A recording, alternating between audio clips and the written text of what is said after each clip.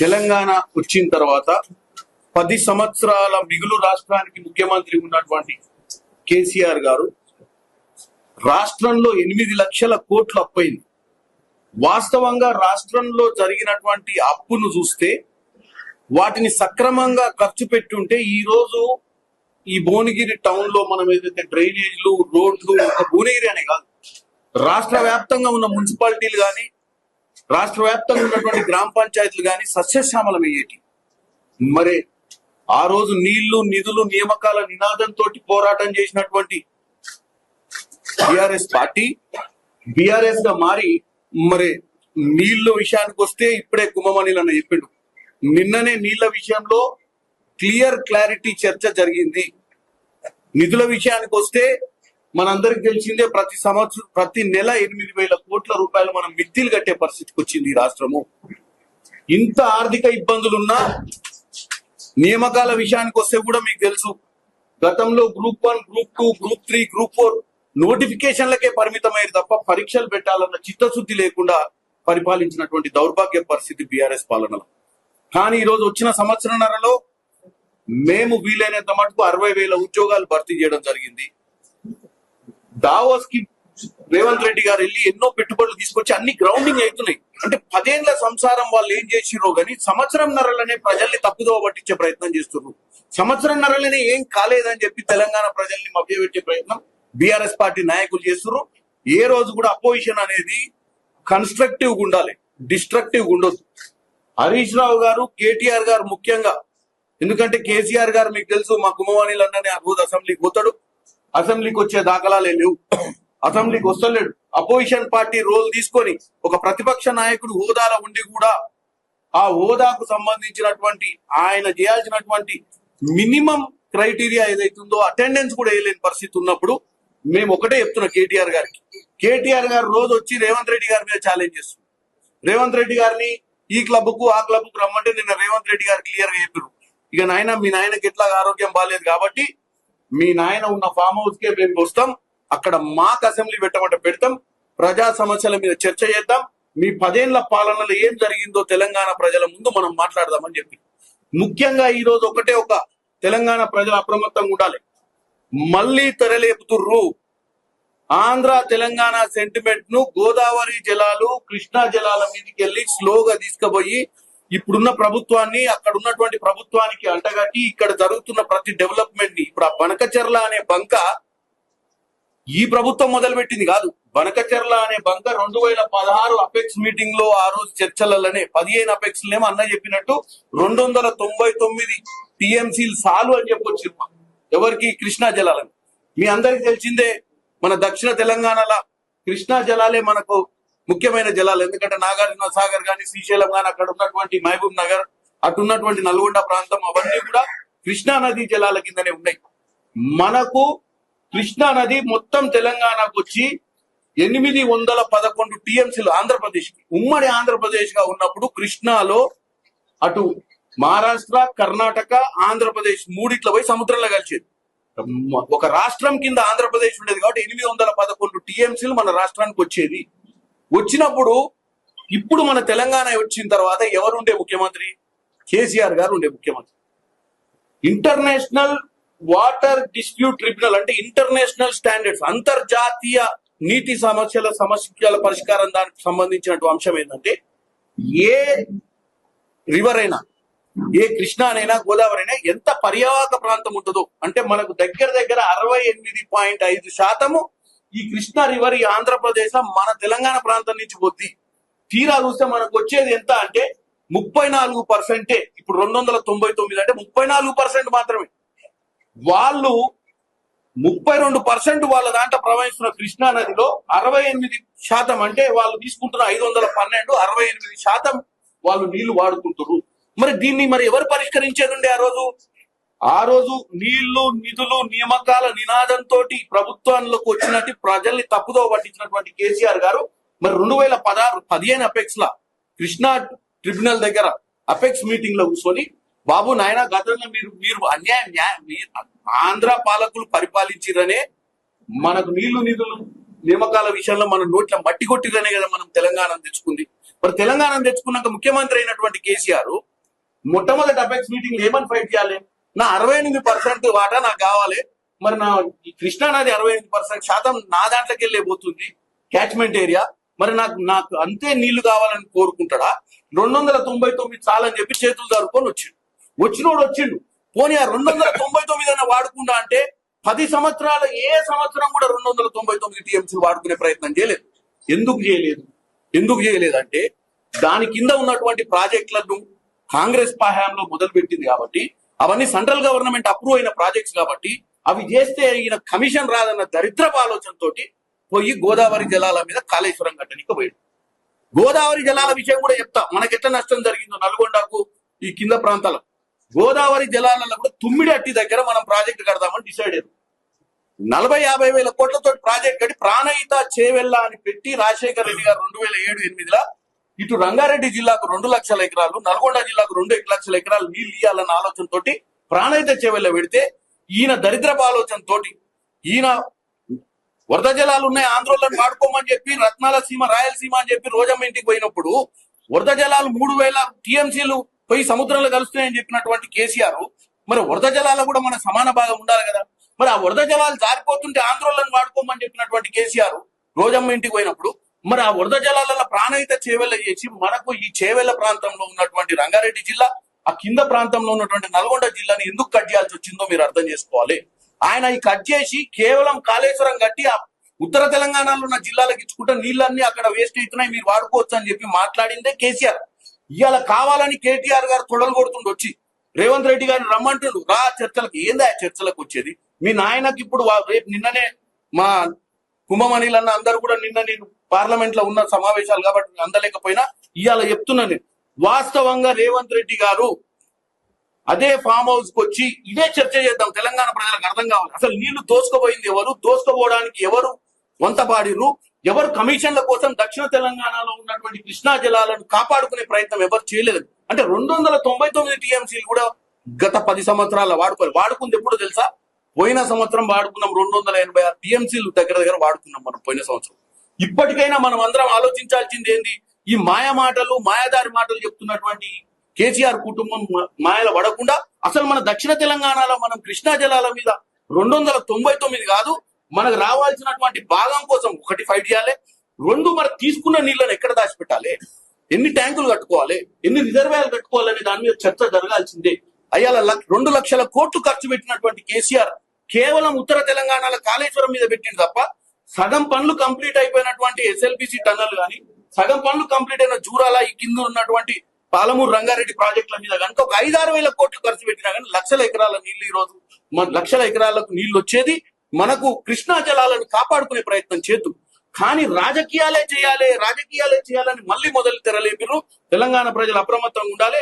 కేటీఆర్ కి నేను ఒక్కటే చెప్తున్నా, కేటీఆర్ నువ్వు ఆఫ్టర్ ఆల్ ఎమ్మెల్యేవు, ముఖ్యమంత్రిని ఛాలెంజ్ చేయాలంటే కేవలము మీ నాయన అపోజిషన్ లీడర్ గుండి ఛాలెంజ్ చేయాలి. మీ నాయనకు ఆరోగ్యం బాగాలేకపోతే ముఖ్యమంత్రి చిన్నోడు కాబట్టి వయసులో మీ నాయనకు మర్యాద ఇస్తూ సీనియర్ గా 10 ఏళ్ళ ముఖ్యమంత్రి ఉండు కాబట్టి ఫామ్ హౌస్ కే వచ్చి చర్చ చేద్దామంటుడు. మీరు ఊకేనే నువ్వేదో ముఖ్యమంత్రి అయితా అని పగటి కలలు కానీ ఊకే వచ్చి ప్రెస్ మీట్లు పెట్టి ముఖ్యమంత్రిని ఛాలెంజ్ చేస్తే ముఖ్యమంత్రి అయితా అన్న పిచ్చి ఆలోచనలకు వెళ్ళి బయటకు వచ్చి నువ్వు ఫస్ట్ మీ నాయన ఒకవేళ రాలేను, నేను చర్చలు కూడా పాల్గొనలేను, నాకు ఓపిక లేదని చెప్తే నువ్వు పోయి మీ నాయన దగ్గర ప్రతిపక్ష హోదా తెచ్చుకొని అప్పుడు ఛాలెంజ్ అయ్యి తప్ప ఉట్టిగానే ఆ క్లబ్కు రా ఈ క్లబ్కు రా అని చెప్పి తొడలు కొట్టడం వల్ల ఏం రాదు.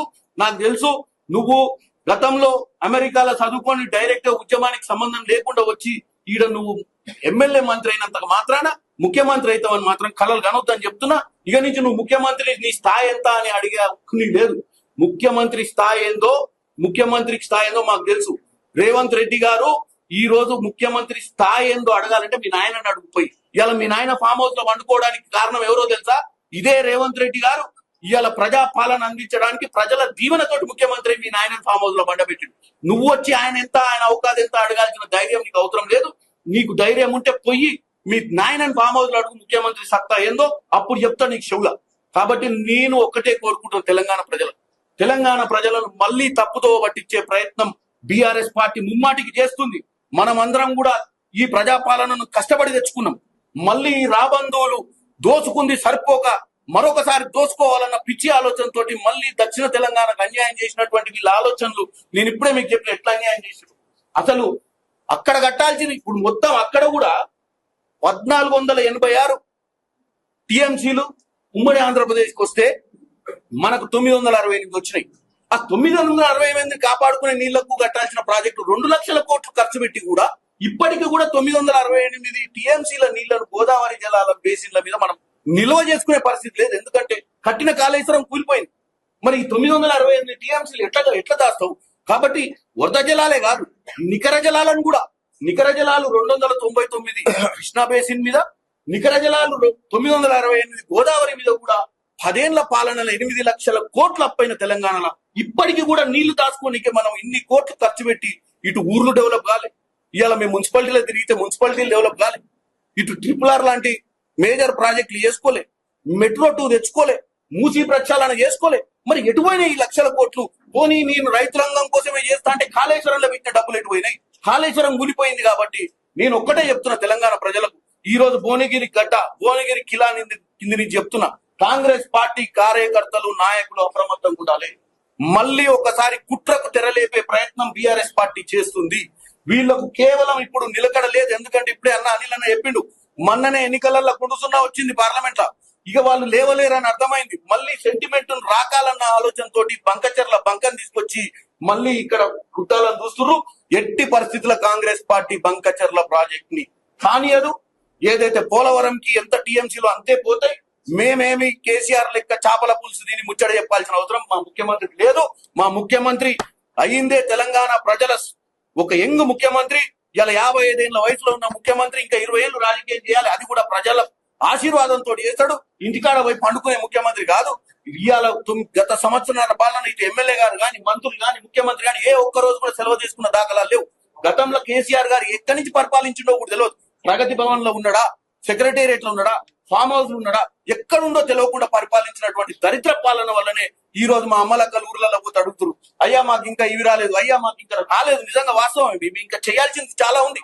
ఇవాళ చాలా పెన్షన్ల విషయం కానీ, ఇవాళ రైతులకు సంబంధించినటువంటి విషయాలు కానీ, ఇవాళ ఉద్యోగాల విషయానికి కానీ, ఇవాళ ఇండస్ట్రియలైజేషన్ కానీ, ఇక్కడ ఎంఎంటీఎస్ కోసం, ఇవాళ ఎంఎంటీఎస్ కోసం కూడా గతంలో బీజేపీ మీ అందరికి తెలుసు ఎన్నికల ముందు ఏం చెప్పింది, 650 కోట్లు గట్కేశ్వర్ నుంచి 33 కిలోమీటర్ రాయగిరికి వస్తే మన యువత మొత్తానికి రేపు హైదరాబాద్ పోనీకి కష్టం ఉండదు. మరి అది చేస్తా అని చెప్పి తప్పించుకురు. దాని మీద మేము పోరాటం చేస్తాం. మేము 1.5 సంవత్సరం పాలన అయింది. మాకు ఎవరికి పడితే వానికి సమాధానం చెప్పాల్సిన అవసరం లేదు. మాకు ఈ యొక్క అధికారము, ఈ ప్రజా పాలనను అందించింది ప్రజలు. ఈ 1.5 సంవత్సరం ఇంకా 3 సంవత్సరాల చిల్లర ఉంది మాకు. ఈ 3 సంవత్సరాల చిల్లరలో మళ్ళా మమ్మల్ని మేము బ్రహ్మాండంగా పరిపాలించినమా లేదా అని మార్కులేసి మళ్ళీ మమ్మల్ని గెలిపించేది ప్రజలే. మేము ప్రజలకే జవాబుదారులం, ప్రజల కోసమే పనిచేస్తాం. ఇక నేను కేటీఆర్ గారికి ఒకటే చెప్తున్నా, నువ్వు కూడా కన్స్ట్రక్టివ్ లీడర్ గా, డిస్ట్రక్టివ్ లీడర్ కాకు. ఆవేశం వద్దు. పగటి కళల వల్ల ముఖ్యమంత్రి కాలేవు. నువ్వు ముఖ్యమంత్రి కావాలని నీకు అంత ఆశ ఉంటే ప్రాపర్ కన్స్ట్రక్టివ్ వేలో పో. రోజు వచ్చి తొడలు కొట్టి ఛాలెంజ్ చేసి ముఖ్యమంత్రి హోదా ఉన్న వ్యక్తిని చిల్లర బల్లర మాటలు మాట్లాడినంత మాత్రాన నీకో 4 సోషల్ మీడియా ప్లాట్ఫామ్లు ఉండొచ్చు, నీకో 4 భజనకారులు రోజు కంప్యూటర్ల మీద కూర్చొని నీకు లైకులు కొట్టొచ్చు, అంత మాత్రాన ప్రజాదరణ అనరు. ఎందుకంటే నీ 10 సంవత్సరాల దరిద్ర పాలన గురించి తెలంగాణ ప్రజలు ఆల్రెడీ గుండుసున్నా ఇచ్చారు. కాబట్టి ఇక నుంచి మీరు దయచేసి ఒక కన్స్ట్రక్టివ్ లీడర్ గా ఉండాలి. ముఖ్యమంత్రి గారు ఇచ్చినటువంటి ఈ యొక్క కొత్త విషయాన్ని మీరు మీ నాయనతోటి మాట్లాడి అక్కడ అసెంబ్లీ, మరి అక్కడికి అందరు ఎమ్మెల్యేలు వస్తారట, నీ ఫామ్ హౌస్ లో పెట్టమని తెలియజేస్తున్నాం. ఈ యొక్క హౌసింగ్ అర్బన్ అఫేర్స్ నుంచి డబ్బులు తెచ్చుకునే ప్రయత్నం చేయలేదు. గత ప్రభుత్వం 40% నేను ఇచ్చేది ఏంది, నాకు నీ 40 ఇచ్చేది లేదు, నీ 60 తెచ్చుకునేది లేదని వదిలేసి వచ్చింది. ఈ ప్రభుత్వంలో రేవంత్ రెడ్డి గారిని పదే ఎందుకు ఢిల్లీ పోతున్నావు అంటే, నిన్న కూడా నేను చెప్పిన, ఏదో పిచ్చి పాటలు మాట్లాడుతుంటే కేటీఆర్, రేవంత్ రెడ్డి ఢిల్లీలో పోయి యూరియా బస్తాలు మోయనిక పోయిండా, తాడి చెట్లు ఎక్కనిక పోయిండా అని నువ్వు ఏదో చిల్లర మాటలు మాట్లాడుతున్నావు కదా. పేపర్ చదివితే తెలుసా, రేవంత్ రెడ్డి గారు sports minister, fertilisers minister, industries minister ని కలవడం జరిగింది. బతిలాడుకుంటున్నాం. మేము 10 ఏళ్లలో మాకు రావాల్సిన నిధులు రాలే. మేము కట్టాల్సిన ట్యాక్స్ లో అందరికంటే బ్రహ్మాండంగా భారతదేశంలోనే హైదరాబాద్ పెద్ద ట్యాక్స్ నగరం. మేము కడుతున్నాం. ఆ నిధులు వస్తే డెఫినెట్ గా మీరు అన్నట్టు భువనగిరి నగరం, ఇప్పుడే నేను అన్నకు చెప్తున్నా, అన్ని రోడ్లు ఎక్స్పాండ్ చేయాల్సిన అవసరం ఉంది. ఈ నగరానికి కొత్త రేఖలు దిద్దాల్సిన అవసరం ఉంది. మీ హయాంగానే చేయాలి. మనం వీలైతే సెంట్రల్ గవర్నమెంట్ నుంచి మ్యాచింగ్ గ్రాంట్స్ ఇచ్చి 40% ఇస్తే 60% వస్తాయంటే 10 ఏళ్ల నుంచి మనం 40% ఇవ్వకపోతే ఎన్ని లక్షల కోట్లు నష్టపోయింది ఈ రాష్ట్రము. ఇక నుంచి మేము దాని మీద పోరాటం చేస్తాం. భువనగిరిలో డ్రైనేజ్ ఇష్యూస్ కానీ, భువనగిరిలో రోడ్ ఇష్యూస్ కానీ, డ్రింకింగ్ వాటర్ ఇష్యూస్ కానీ, ఇప్పుడే అన్న చెప్పినట్టు ఆ చెరువులు నింపాలంటే ఆ రోజు వీళ్ళు పోయి రోజు ఉత్తమ్ కుమార్ రెడ్డి గారి దగ్గర కూర్చొని వీలైనంత మటుకు ఈ నీళ్ల విషయంలో కంటిన్యూగా రివ్యూస్ జరుగుతున్నాయి. ఇలా మూసీ వల్ల మనకు హైదరాబాద్ నుంచి వచ్చే మురికి నీళ్లు మన దగ్గర ఉన్న పొలాలలో మనం పండించుకునే పంటను కొనుక్కునే పరిస్థితి లేదు. మరి మూసీ ప్రక్షాళన చేసినప్పుడు ఏదైతే రేవంత్ రెడ్డి గారు ఏదైతే మల్లన్న సాగర్ నుంచి కూడా గోదావరి నీళ్లు తీసుకొచ్చి కంటిన్యూ మంచి నీళ్ళని సప్లై చేయించాలన్న ఒక ఆలోచనతోటి ఏదైతే ప్రణాళికలు గీస్తుండో డెఫినెట్ గా RRR, MMTS, RRR వల్ల కూడా మనకు చాలా బెనిఫిట్ ఉంది. మనం అర్బనైజ్ అయిపోతాం మొత్తం. మన యువతకు ఇక్కడ ఇండస్ట్రియల్ క్యారిడార్ పెడితే ఇక్కడ ఎవరికి కూడా ఇంటికాడ కూర్చొని పని చేసుకునే పరిస్థితి ఉంటుంది. ఈ రోజు హైదరాబాద్ నగరానికి పోయి పని చేస్తే 30,000 జీతం వస్తే 40,000 ఖర్చు వస్తుంది. అందుకే పని చేసి ఇంటికాడ ఉంటుంది. కాబట్టి MMTS, మెట్రో, RRR, మూసీ ప్రక్షాళన ఈ 4 ప్రాజెక్టుల మీద మాక్సిమం మేము ఎఫర్ట్ పెడతాం. అలాగే అర్బన్ లోకల్ బాడీలో కూడా మాక్సిమం నిధులు తీసుకొచ్చి ఈ రోజు 56 కోట్ల రూపాయలు HMDA నుంచి భువనగిరి అసెంబ్లీకి నియోజకవర్గానికి తెచ్చి దీంట్లో 13 కోట్ల 60 లక్షలు నాకు తెలిసి ఈ రోజు భువనగిరి టౌన్ లో పెట్టారు. ఇవి మొదటిసారి ఇది ఈ సంవత్సరం నరలే కదా, ప్రతి 6 నెలలకు ఒకసారి సమస్యలన్నింటినీ కూడా ఇక్కడ లోకల్ నాయకులు కూడా ఉన్నారు. అందరికీ కూడా ఒకటే విన్నపం, ప్రతి దగ్గర ఏం పని ప్రయారిటీగా చేసుకోవాలనే దాని మీద మీరు కనుక అవగాహన తెచ్చుకుంటే వీలైనంత మటుకు నేను ముఖ్యమంత్రి గారి దగ్గర నేను మా ఎమ్మెల్యే గారు కూర్చొని భువనగిరి పట్టణాన్ని ఈ 3 సంవత్సరాలల్లో బ్రహ్మాండమైన పట్టణంగా తీర్చిదిద్దే ప్రయత్నం చేస్తాం. ట్రైన్స్ విషయంలో కూడా నేను చర్చ చేసిన. శాతవాహన అనేది ఏదైతే దోర్నకల్ కంటే ముందు, దోర్నకల్ కాదు కాజీపేట కంటే ముందు ప్రతి స్టేషన్ లో అవుతుంది, కే సముద్రంలో అవుతుంది, నెక్కొండలో అవుతుంది. మన దగ్గర ఎందుకు అవుతలేదని నిన్ననే ప్రశ్నించిన. ఎందుకంటే Bhuvanagiri headquarters, Janagama head quarter, district head quarter లో కూడా ట్రైన్ ఆపకపోతే పరిస్థితి ఏందని చెప్పి నిన్ననే చర్చ చేసిన. దాని మీద చర్చ నడుస్తుంది.